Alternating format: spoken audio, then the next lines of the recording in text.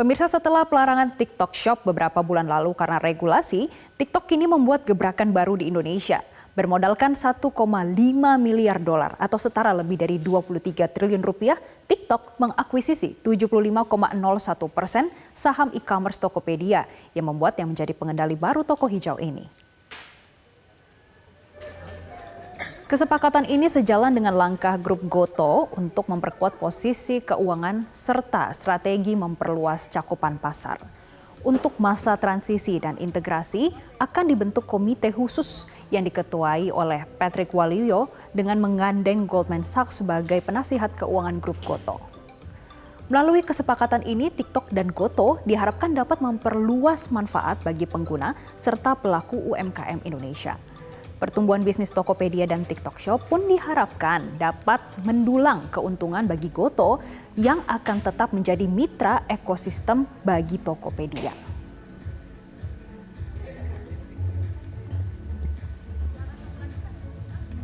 Lalu bagaimana sebenarnya mekanisme integrasi antara TikTok Shop dan Tokopedia ke depannya? Untuk selengkapnya kita bergabung dengan Diandra Mukni yang tengah memantau keterangan pers dari TikTok dan Tokopedia pada hari ini. Diandra, akuisisi 75,01% saham Tokopedia oleh TikTok sudah dipastikan. Lalu bagaimana mekanisme sinergi keduanya? Apakah sudah ada keterangan lebih lanjut?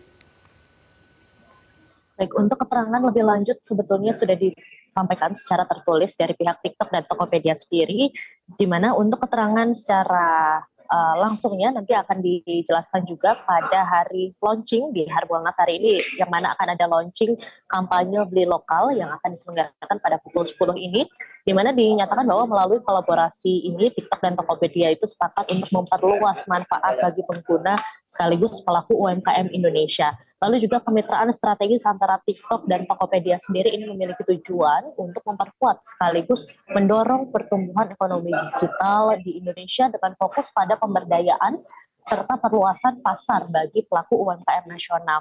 Lalu manajemen Gotoh dan TikTok juga mengatakan bahwa dengan kombinasi bisnis kedua bisnis ini lebih dari 90% merchant merupakan pelaku UMKM dan para pelaku UMKM tersebut juga akan mendapatkan dukungan melalui program-program yang sudah dibuat yaitu dari TikTok, Tokopedia dan juga grup Gotoh.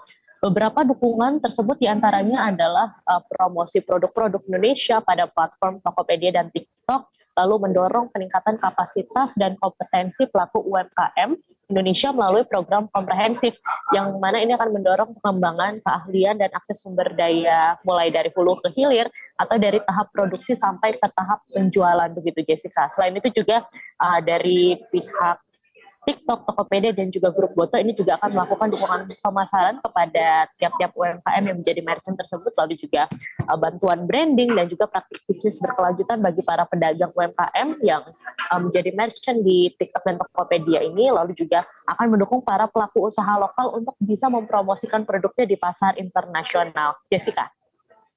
Baik, berarti keduanya ini mempromosikan bagaimana adanya UMKM dan juga produk lokal. Tapi Diandra, sebelumnya TikTok Shop ini dilarang beroperasi di Indonesia karena terbentur regulasi. Dan ini dituding mematikan industri dalam negeri karena praktik dari predatory pricing dan banyaknya produk impor. Lalu dengan kehadiran kembali TikTok Shop di Indonesia, apakah sudah ada keterangan terkait dari pemerintah untuk melindungi produk dan industri tekstil di dalam negeri? Baik, dari pemerintah sendiri ini memang belum menyampaikan lebih lanjut terkait dengan bagaimana kebijakan atau regulasi yang akan dilakukan terkait dengan perlindungan ke depannya seperti apa dengan bergabungnya kembali TikTok Shop di Indonesia. Namun tentunya dari pihak pemerintah sendiri ini saat ini sudah melakukan pengawasan terhadap kerjasama antara TikTok dan Tokopedia yang akan diawali dengan uji coba terlebih dahulu melalui launching kampanye beli lokal yang akan dimulai pada hari ini bertepatan dengan Harbolnas atau Hari Belanja Online Nasional di 12.12 hari ini. Lalu tentunya juga pemerintah harus mengantisipasi lagi soal predatory pricing sehingga para pelaku industri tekstil maupun juga industri-industri lainnya ataupun juga para pedagang offline ini bisa merasa lebih terlindungi. Demikian Jessica.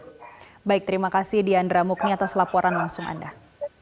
Jelajahi cara baru mendapatkan informasi. Download Metro TV Extend sekarang.